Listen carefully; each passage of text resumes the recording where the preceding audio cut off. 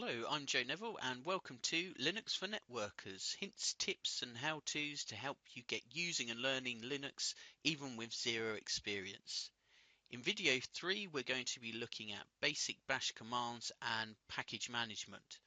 Now if you followed along with me in video 2 you should have a fresh install of Linux server, preferably Ubuntu. Here's my Ubuntu server 14.4.3 running on VMware Workstation. I'll log in and then you can see we have this prompt.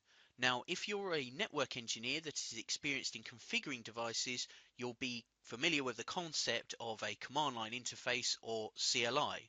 In the Linux world this is referred to as the shell, and it's using this that we can enter commands to communicate with the operating system.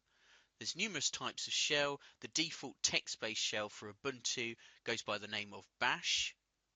Now in my previous video I mentioned that if you really want to learn Linux you shouldn't be using the graphical user interface via a desktop, but you really want to be on the command line learning how to use the shell, which is essentially learning bash. Now bash is a powerful tool, there's whole books dedicated to it. We're going to start off nice and easy by entering a few commands and seeing what it does. So let's start off with entering date, and as you can see we enter the command date and then the Linux prints the output for the date to the screen. Also, who am I to find out the user that I've logged in as. We can use bash to interrogate the file structure. If we enter pwd, that means present working directory, we can see where we're sat in a file directory, and that comes back with home/Joe. So that's the home directory for the user Joe. If you want to move between directories, we can change directory ... that takes us up a level, so now we're in home. If we go cd ... again, we're in the root directory. If you want to look what's in a directory, do ls, and that shows us the files and folders that are in there. You can also do ls with flags, so ls-al,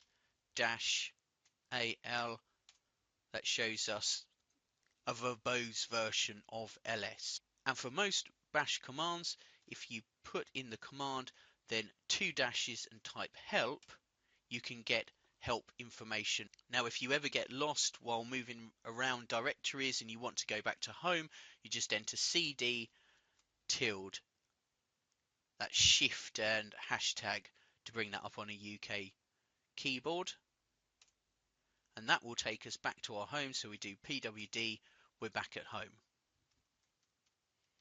Enter clear and it will clear the output.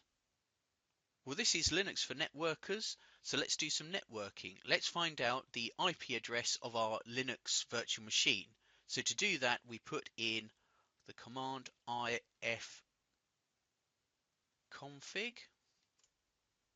and that brings up the Ethernet port and the loopback.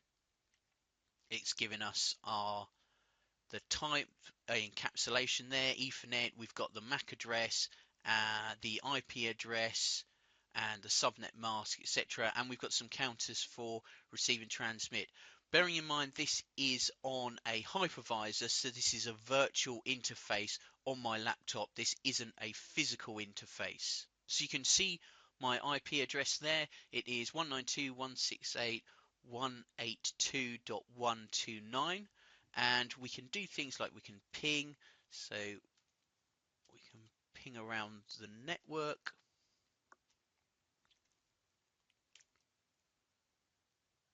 You can see we're pinging ourselves, and the default gateway is .1. .1 is actually my host laptop, my Windows client that's running the hypervisor that the Linux OS is sitting on. So I can ping my laptop. We can also do commands such as nslookup to look up DNS records. So let's go for google.com. We have DNS working on my home setup, so I can see a response there for google.com.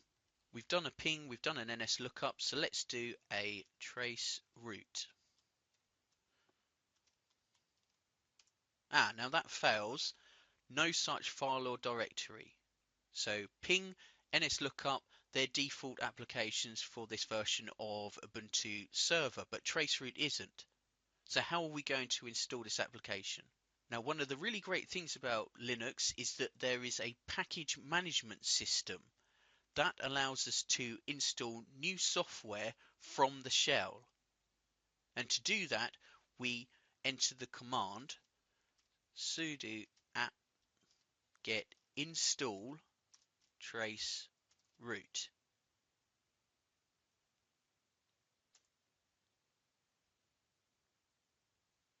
Okay, so we see some output here, reading the package list and building a dependency tree. Don't worry too much about the details there. Essentially, what Linux has done is it goes off, speaks to the package management system, finds out whether there's a tool called traceroute available. If there is, it then downloads that package for us and installs it all automatically from the shell. You saw it right there. Sometimes you get a prompt for asking whether you want to install the package. In this case, we didn't. It downloaded and installed automatically. So if I just do up arrow traceroute.google.com, you can see we're actually tracing. Okay, so we've downloaded and installed traceroute via our package management system. Let's grab another application, that being Wireshark, so a popular networking tool used for sniffing network traffic. Let's see if that works. Sudo apt-get install Wireshark. So the package is available. I'm asked whether I want to continue. Enter yes. And that will go ahead and download Wireshark and install it for me. Okay, jumping ahead, that's now installed, and I can check that by doing Wireshark-v to check the version. There you can see it's installed. Now, what if we wanted to remove our application?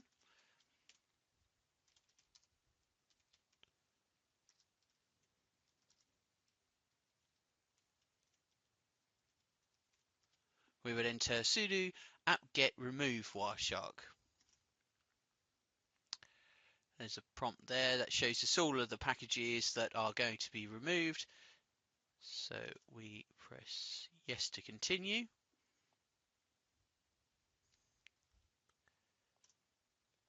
And we can see where I've put Wireshark -v to try and find the version again. We see there's no such file or directory, so that's removed it. Now, as I mentioned, you can enter help to find a list of commands that are available for apt-get. So apt-get can be used to install or remove packages, but where are these packages? Well, you can find out where Linux is actually searching for these packages when you enter the apt-get command by looking in the source file, and we can see that here.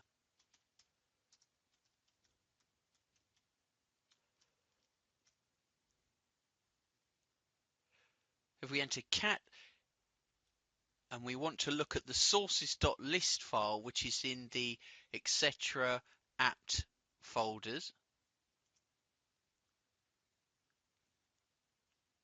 Now, it's a little hard to read on this screen, but essentially these are the URLs, the dev HTTP, that's the archives that apt-get searches for the packages that you've entered, and you can actually edit this to point Ubuntu to search for packages in different repositories if you wish. Now, one of the other things that we can do with apt-get is that we can actually perform an upgrade. So any kind of security fixes for any of our applications, that's all run through the apt-get management system as well. So to do that, we run apt-get. First of all, run update. There you can see that we're going off and updating against the repositories which I showed you in the sources list. So we've done an update, then we do an upgrade. So as you can see, 84 packages need to be upgraded. After this, another 6.2 meg of additional space will be used. So we'll continue, yes. So I've jumped ahead because it was a fresh install of Ubuntu server. That upgrade took about 3 minutes to complete. That's now done. So we're fully upgraded and updated using apt-get. And finally, I should mention that the package management system is one of the major differences between Debian family Linux distributions, of which Ubuntu is one, and the Red Hat Fedora family. So apt-get only works with the Debian family. If you're using CentOS, Red Hat Enterprise Linux, or Fedora, you'll have to use the yum package management command. Okay, that's it for part 3 of Linux for Networkers. Hopefully it was helpful to you. I'll be back soon with part 4, but for now, thanks for watching.